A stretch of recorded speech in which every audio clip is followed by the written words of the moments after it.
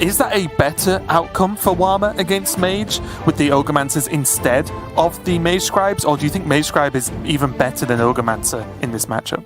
I'd play Ogremancer like number one. If you're going to ask me like, you know, mid-range minion to play against Mage, I'd take Ogremancer over Mage Scribe for sure. I think the sacrifice he's made is that his lists are a little weaker against Priest. Like if he were to play the Priest Mirror, he might struggle a little bit because obviously Flesh Giants are a very dead card in the Priest Mirror because they're super easy to play around just by not injuring your opponent. We saw that dynamic go down in Americas a little bit as well. He does have a very deep tech in his Tertiary, which he needs in case he's going to come up against the Priest Mirror, where he's playing the South Sea Scoundrels, which have really been defining that matchup alongside with the Cthulhu and the N'Zoth. But I think, honestly, just to reiterate, I think he's nailed anti-mage in terms of how anti-mage his primary already is, and then his ability to tech into that with the secondary. But obviously that leaves him with sacrifices elsewhere. But with how mage-heavy the tournament metagame is this week in Europe, you have to say Warma's got it spot on. Well, if not, say, getting it spot on will probably be just bringing mage based on what we've been seeing so far. But outside of doing that, Warma seems to have nailed it. Yeah, exactly. If you're going to do this in a region, then this is the one. So let's see what's going to go down here, though. Early Sethic from Warma with that Holy Smite to clear off this 3-2 from Bozzzton. You know, a small victory, I would say. But it does also look like this Sethic is going to live, which is when things can get very interesting with Warma's Palm Reading sitting in hand.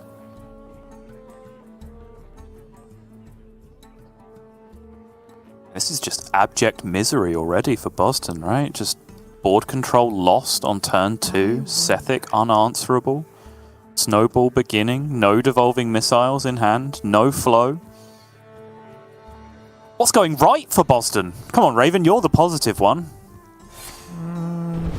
His hair's looking good today. Does that count? Okay. There we go. I was wondering whether he's even desperate enough to commit to a cram session in this point, but he is going to hold on to it. Tempo 1-3. Got him.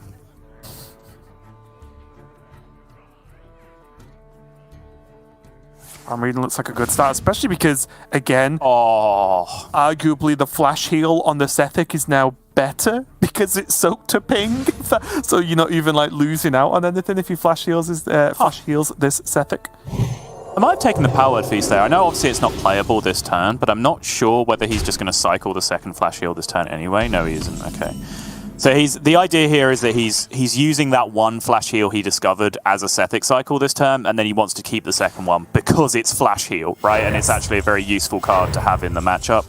But I kind of like just taking Power Feast there because based on Bozzzton's play so far, there's a chance this Sethic just lives again, right? And then you can pop off again next turn with the 1 mana Power Word Feast as a jumping off point. It would have been kind of interesting, but don't hate this. It would have been the nuts here, I can tell you that much.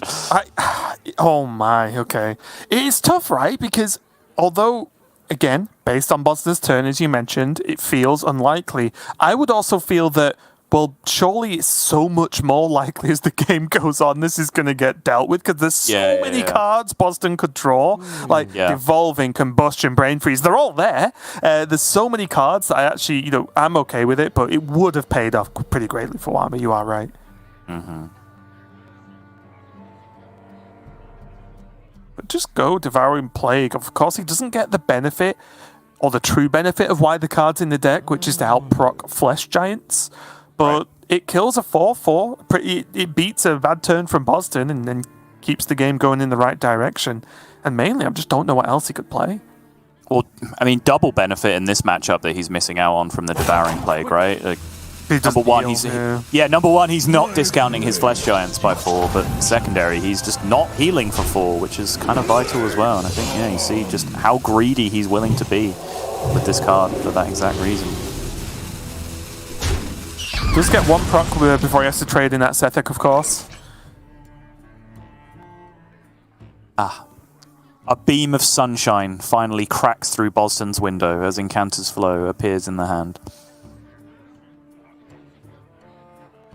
Yeah, so looking at Bozzzton's hand now. Oh, okay. I was going to say, if he Incanter's Flows this turn, he has to then build a setup for Aegwin into Cram Session, right? On turn 7. This is why as well. The point to go around the other way. Yeah, and the point suddenly seems a lot less insightful because the Ogremancer appeared in the hand, but this is what the play was playing around, right? He just was getting a minion front-loaded on the board first. We've seen this back and forward in Priest mirrors even, in the other regions where they're just playing out minions preemptively for this exact scenario, right? So now Bozzzton is there. Exactly. You saw the little nod, right? The little just, yeah, I'm good at this game. That's right.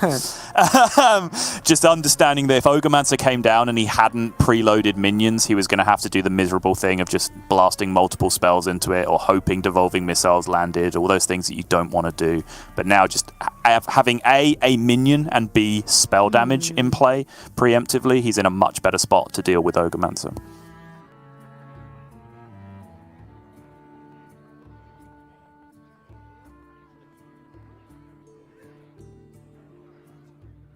Still not completely simple. There are still multiple options for Bozzzton here as to what he would want to do. Look how simple that is, Raven. It's delightfully simple. Yeah, it's just I guess you can combustion or brain freeze. Sure. Yep. Cram session, brain freeze. This turns nuts. Yep. He deserves it as well. Like this was set up. He had, like, obviously not this exact turn in mind, but he had this very much set up in terms of being able to piece together the clear with the shooting star. Diverts from the brain freeze onto the second incanter's flow at the last minute, which I like as well. This not going to argue with that. Not really a relevant threat at this point. So yeah, discount your deck. Gain 16 more mana. And also with devolving, like, okay, the Blade Master gets apotheosis, trades, and heals for nothing. Then you devolve it. It's like, it's just not a problem, right? Yep. Imagine this is going to be Zyrella here. Yep, Warma keeping the turn very, very simple here, keeping it 1-5. It might not look like much, but it's still a threat on board, and the health total is what's important here because of that card on the far left of Bozzdton's hand, which is, of course, the Mask of Cthulhu.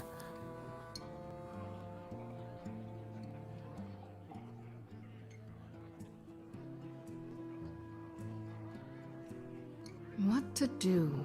What to do? Bozzdton has a great hand. He just has to do some puzzling to work out exactly how and when things are going to hit face here. Because, again, versus Priest, you really don't want to be using burn cards against minions. So there are other things he could have done, such as like Devolve, Brain Freeze, Combustion was an option here to clear the board and retain the face damage, but Bozzdton's chose to go a different way, going with the Apexis Blast. He wants the minion now, but if this minion gets answered, which it can do if Warma chooses, with Hysteria this turn, then it feels like he's just missed 5 damage to face, right? Yes. Yeah, I would agree. I was expecting that turn to just start with some card draw, and then, as you were saying, just pieces of brain freeze, combustion, devolving missiles. Hopefully, avoiding using the devolving missiles. Right? Like I think the dream was arcane intellect into primordial, get some spell damage, and then use the brain freeze and the combustion to clear up and hold on to the devolving missiles, since it's the nuts. And that way you get an extra minion on board as well with the spell damage minion that you pick up. But obviously, a lot of different ways you can end up going if you start the turn with card draw there. But yeah, was not expecting to see the Apexis Blast getting shot at a minion there. Desperate Prayer being picked up for Warma there. Just wants extra heal. Chose not to Hysteria as well. Yeah, just leaving the 5/6 up, but I guess taking the Desperate Prayer does counteract that naturally.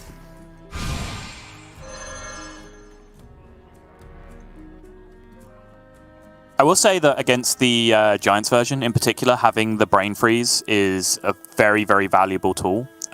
Because even devolving missiles on a Flesh Giant leaves a 5-drop, right? So you're leaving behind a Yeti on average. You're leaving behind a 4/5. So if you can't then freeze that at that point, it's still a beefy apotheosis target that can then come down and ruin your day. So I think a lot of the time being able to freeze Giants is better than devolving them in like race scenarios in the late game, which might go to show why Bozzdton was so eager to hold on to that Brain Freeze. Does make some sense.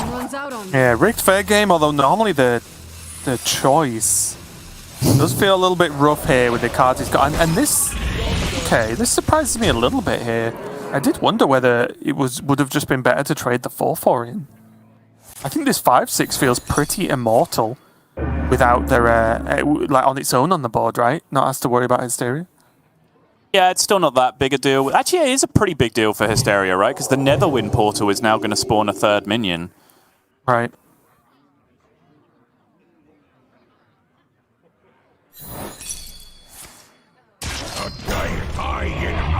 Oh yeah, there you go. Seems good. Yeah. And it would have saved the brain freeze. Yeah, I think just using that 4/4 would have been fine to kill off the Scorpid. Yeah, I like that too. Wow, that's a big Scorpid now. Alright, devolving. Probably Mask this turn. Although, if he's not starting with Arcane Intellect, that's a little surprising if he's going to go for that turn. Just going to play the Glacier Racer instead? Okay, cool. I mean, he's double flowed, so like I massively value drawing cards potentially over just playing out a little 1/3 in this position, because you just have no concept of where that turn can go, how much mana you can refresh, 0 mana, ruined orbs, all that kind of business coming out. But Warma gets hold of it, Mage Scribe gets to heal with that Divine Plague at last, and also generating 2 spells. Not fantastic here. And I imagine he's going to, stay away from that Shadow Form. He wants to get way more health back as much as he can very quickly, because 17 is not safe here. Lethal? Yeah, so Aegwin, he's down to 4. Springwater, he's back up to 6. Then Brain Freeze does 5. Yeah, this should be lethal. This should be. He needs help, but it should be lethal. I think on average he kills him this turn.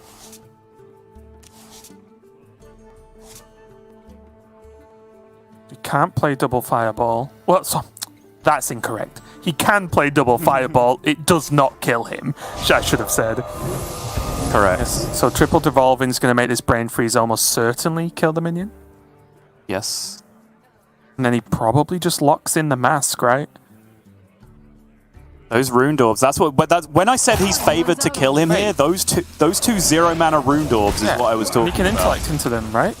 He can intellect into them, yeah. But there are 5 cards remaining, so he doesn't necessarily hit them. Yeah. Okay. Oh, I was ready for the bug. Yeah, take the mask now again, empty board, that's the rule. Yep. But you can see just the fact he had to spend that 1 mana on the Arcane Intellect to hit one of those Ruined Orbs is what ended up costing him lethal there. I think, I stand by the statement that I think on average he did kill him, but he needed to hit one of those 0 mana Ruined Orbs off all of the Cram Session and Springwater nonsense that he played before he hit the AI. And now this is where you know you're just having a bad time, because Warma doesn't have an Apotheosis with a big minion. There's no Samuro to do something funky with. Yes, there's Devouring Plague, but Bozzzton is going to have 2 cards left in his deck and has not played his 2 Fireballs yet. So Warma will not be feeling confident about his the length of this game. This is such a disaster, Raven, because like the fact that Bozzzton was able to put Warma to 1 specifically is so important, because Warma needs to spend mana on healing just to play around ping to face, right? And if he spends mana on healing, he's then, from his perspective, potentially not able to dump enough burn from his opponent's hand to deny the lethal on the other side. Well, also, this is tough because he's given him lethal anyway, right? Yeah. With Shadow Form. That's true, yeah. It's just so... I mean, he has to heal, right? He yeah. He heal either way, so... Yeah. He still has ping, Shadow Form, ping for lethal, so this is just always going to be guaranteed lethal. But you've cast Shadow Form, right? Yeah. Like, heal Shadow Form Alusha? I think he had to, yeah. The play that Warma made was guaranteed death, right? Because he knows he's not going to get any healing out of Bozzzton's hand. So he knows he ends that turn at 3, and he knows the hand that he's given to Bozzzton deals 3 to him. And it beats Counterspell, right? Yeah, however, even then, there must have been something in that hand that breaks Counterspell at that point as well. No, that's what I'm saying. Like, he gave him a hand that would beat him if he had a Ring Toss, for example, that he stole from Thingy. Yeah, so it would even beat Counterspell. But, it's very easy for me, sat in my ivory tower, to say, well, that play was wrong. But, can I tell you... Can I tell you what the play was that actually beat Bozzzton on average? No, because I don't think it existed in that position, right? That's why I was focused on just, well, you know, Bozzzton didn't kill him, and I think he was favored to kill him from the position he started in. But the fact he put him to 1, which made it mandatory for Warma to have to heal that turn, made it so much more difficult because Warma had to spend mana on healing that he could not then spend on just chucking fireballs out of Bozzzton's hand. Yeah, and you see there one of those. It sounds weird to say like it was a close escape, but that's when, as mage, you can feel like, oh, this priest is so dead next turn. Then Alusha comes down and you lose. So you do have to keep an eye on some of those outs, right? When you sat on a handful of cheap burn, you can't be confident because if Alusha comes down, you might just lose. Whether it's to just being lethaled instantly or just having all your burn thrown away. And then the game continues. And of course, the longer the game goes, the more chance the priest has of getting back into it, right? And I think that all went through Bozzzton's head on the previous turn as well. It's hard to cover everything that you have to think about in a spot like that. You know, the turn started, I looked at the Aegwin, the Springwater was drawn, I sort of took a rough look at the deck and said, yeah, you probably kill him there, right? So then you start trying to do it. When you then get into the point where that lethal then fails, even playing that Arcane Intellect that Bozzzton ended up playing, he probably had second thoughts about playing that because it puts more potential cheap 0-cost, 1-cost burn into his hand that can then be dumped by the Alusha on the other side, right? Like, if you hadn't have put him exactly to 1 and you draw too many cards and you have every burn card in your hand and Warma can play them all in one turn with an Alusha on the other side, then there's the potential that you can get absolutely dumpstered. So it's an incredibly complex game state to navigate through at the end that Alusha creates. And I think Bozzzton, maybe somewhere in there was a minor like missequencing that could have led to a lethal. I didn't spot it. It looked fine from where I was. I think he was just unlucky on the draws, but there's so many spots that you have to avoid, so many pitfalls that you have to avoid to not just randomly throw games against Priest. And let me take you on a kind of funny journey, right? Warma switched to his secondary, which makes sense. Desperate Prayer, plus 2 Horde Operative, plus Light Shower Elemental. Bozzzton has switched to his secondary, Cthulhu, makes sense. And more secrets with a rigged fair game and a ring toss in there for the Horde Operatives to eat. So yeah, it's very, very funny the way these two have gone for this, but it makes sense overall, the Cthulhu for Bozzzton, of course. So both players switching over to those secondaries. So let's see now if Warma's secondary is as strong as he's making it out to believe and can pull off the reverse sweep. I think you got it right the first time, Raven. I think Warma has become a desperate player because Bozzzton's just about to play. Bozzzton's just about to play double flow on him with Phoenix Cram Session. Oh, yep, disgusting. Oh, blast on curve as well. Oh, but what do you do while the Phoenix is getting ready? Right? Yeah. It always takes ages in the bathroom. What do you do? Well, you just Apexis blast someone in the face as well. Oh, insane. All right, so here you go. This is the goods. This is the draw for next turn for Bozzzton. Primordial Studies for 0. Play it. Lab partner. Apexis Blaster 3/6. Good GG game. Close. Even so, without that, he does get to kill the Scorpid, right? So if he wants to aim it at a minion at all, but you imagine he would, gets rid of the poison and still has a strong top. Remember when we said Aegwin into turn 5 was good? Well, Aegwin into turn 4 is pretty good too. Yeah. And honestly, like, jokes aside, when the Scorpid coming down, like, even if the Primordial Studies have been drawn, you probably end up just blasting the Scorpid at that point anyway. Apotheosis is going to be a nice response here, though, for Warma. He does at least get to remove the Aegwin, but there's more spell damage where that came from. Why would you pay mana to draw 3 cards, Raven? What are you, an idiot? Well, it depends who you ask, honestly, but yeah. Yeah. 3 mana more of Cthulhu. Oh, refreshing spring. Oh. Have fun, Bozzzton. Enjoy this. Oh, I'm not having a good time. I feel sick. I want to go home. I'm having a great time because the way I cast is I put myself in the position of whoever's winning. Ah, okay. Turn this car around, Raven.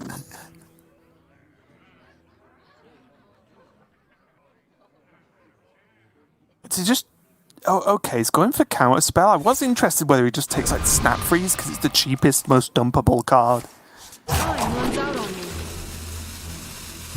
Because right now, we don't need secrets where we're going, Sol.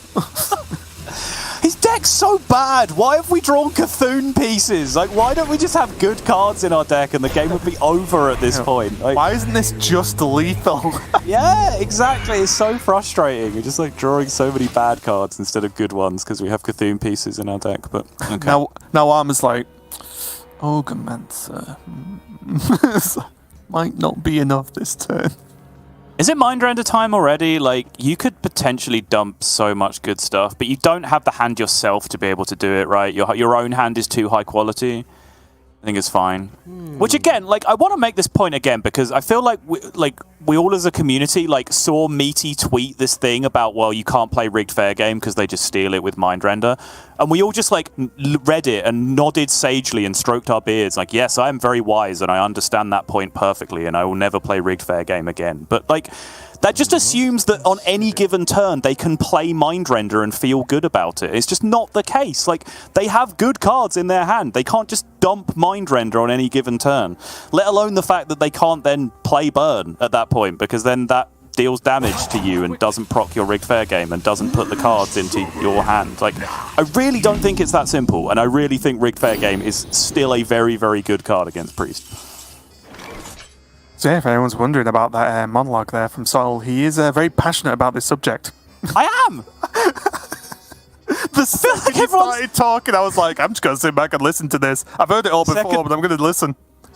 The second I started, the first word, Raven not only knew exactly what I was going to be talking about, but just decided to let me do it. I literally just leaned back in my chair. Yeah. And waited. My job's easy. Just wind him up and let him go, and I just get to sit back and chill. Well, in the end, though, for Warma, it was the Ogremancer, and even though it looks bad on the way we can see it, of course, I have to agree that what else was he going to do, right? Yeah. Right, play the Ogremancer, make Bozzzton have to deal with it, because he does. Bozzzton can't just ignore it at this point, and just hope a better turn comes along. Time runs out on me.